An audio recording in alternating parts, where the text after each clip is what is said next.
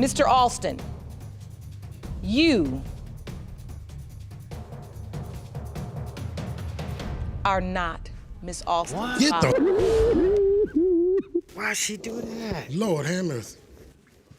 Relationships were tested, doubts were magnified, and secrets were laid bare as individuals sought to unravel the truth about paternity.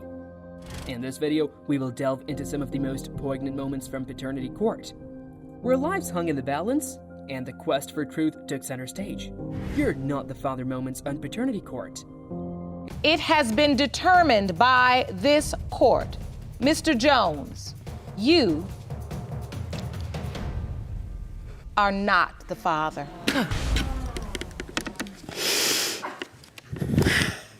A man named Quenhill Jones and his mother appeared in court to prove that Quenhill Jr. was not his biological child. The judge addressed Quenhill and his mother, noting that they had brought the defendant, Miss Millan, to court in an attempt to establish that the 3-month-old son, Quenhill Jr., was not related to Quenhill. Despite Mr. Jones providing shelter to Miss Millan and acting as a father figure to her 6 boys, doubts had arisen surrounding the paternity. The judge highlighted Mr. Jones' claims that he had taken Miss Millan and her 6 children into his home, and he suspected that she was trying to deceive him by asserting that the baby was his. If the DNA results confirmed that he was not the father, he was seeking $1,500 for housing and childcare expenses. Complications emerged during the trial. Further doubts arose as conversations with potential fathers and ex-partners were brought into the discussion. Ms. Millan had discovered conversations between Mr. Jones and his ex, leading to arguments and his departure. Additionally, Ms. Millan also confessed more things. These events, combined with the revelation about Mr. Jones, cast doubt on the child's paternity. Despite the care that Quenhill Jones and his mother had provided to Miss Millan and her children, their primary goal was to determine the truth. They were hoping for clarity on whether the child was truly Quenhill Jr.'s. Quenhill expressed his love for the child and his commitment to taking care of him.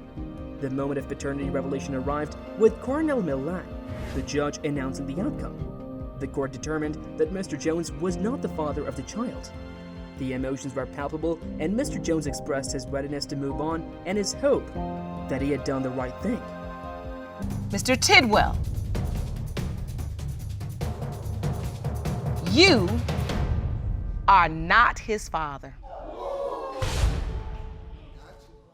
Are you kidding me? Messed up, man. One of the most heart-wrenching episodes in paternity court unfolded when Miss Lockridge brought Mr. Tidwell to court, aiming to establish the paternity of her child. The judge addressed the situation, noting that Miss Lockridge had taken legal action against Mr. Tidwell for not acknowledging her 10-month-old son, King. She was confident that today's DNA test results would support her claim. On the other hand, Mr. Tidwell argued his own facts. As the drama played out between the 2 former partners, accusations were exchanged. Miss Lockridge emphasized that Mr. Tidwell had minimal involvement with their son and hadn't contributed to his care.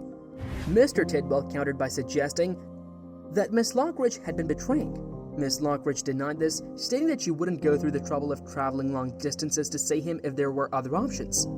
Mr. Tidwell had done the one to give the child his name, but he later distanced himself from the child due to doubts arising from what he had heard. When the DNA results were revealed, the courtroom was rocked by an emotional outburst.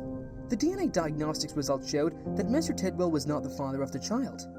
Miss Lockridge expressed deep remorse and apologized to Mr. Tidwell and his family, admitting that she didn't know who the child's father was. She clarified that while she was sorry, she had not been involved in any betrayal. Donna Alston, a 32-year-old woman, was in search of her biological father. The judge questioned Miss Alston, who had brought Mr. Holmes to court to establish that he was her biological father, a claim she held since meeting him at the age of 15. The judge then turned to Mr. Holmes and asked about his perspective. He asserted that Donna's biological father was David Alston, the man named on her birth certificate who had also provided child support. Donna, however, was convicted that Mr. Holmes was her father, not Mr. Alston, her mother's husband. When asked about the origins of this belief, Donna recounted an incident during her childhood. She explained that during a conversation with her mother and a man outside, the man indicated that he was Donna's uncle. Her mother seemed to confirm this, which led Donna to meet Mr. Holmes' family, who treated her as a beloved member. Despite her birth certificate naming Mr. Alston as her father, Donna began to consider the possibility that Mr. Holmes was her true father when she turned 15. Mr. Holmes, despite his love and care for Donna over the years, remained convicted that she was not his biological child. The judge inquired about his certainty, to which Mr. Holmes explained the circumstances around his marriage and relocation contributed to his doubt. The climax of the courtroom drama was the announcement of the DNA test results. The shocking results prepared by DNA Diagnostics revealed that neither Mr. Holmes nor Mr. Elston was Donna's biological father.